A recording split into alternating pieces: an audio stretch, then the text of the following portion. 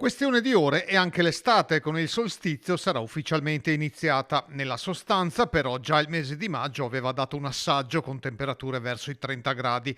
Ancor di più questa seconda metà di giugno sta mettendo a dura prova la resistenza di piante e animali, uomini compresi.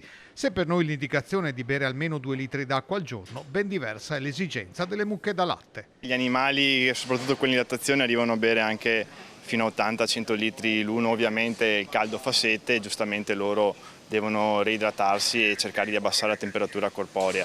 Si cerca di dare tutti i comfort possibili, chi usa le doccette, noi abbiamo i ventilatori che adesso stanno girando a rotta di collo per cercare di tenerle il più fresco possibile. Diciamo dai che tutto sommato stanno quasi meglio loro di noi, nel senso almeno loro sono tranquille con l'aria al fresco, noi siamo qui a accudirle e soprattutto chi lavora anche in azienda patisce un po' di più.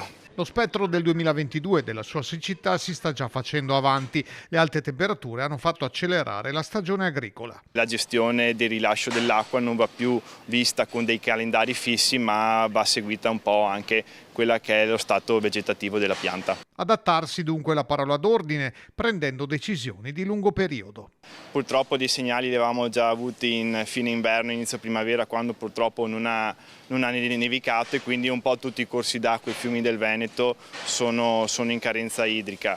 Bisognerà appunto sul breve termine gestirla nella maniera più accurata possibile e poi, come abbiamo sempre ripetuto più volte, cominciare con questo benedetto piano di piccoli e medi invasi lungo tutto il territorio per fermare l'acqua direttamente a monte e non aspettare che finisca subito e di ritrovarsi in queste situazioni qui d'estate.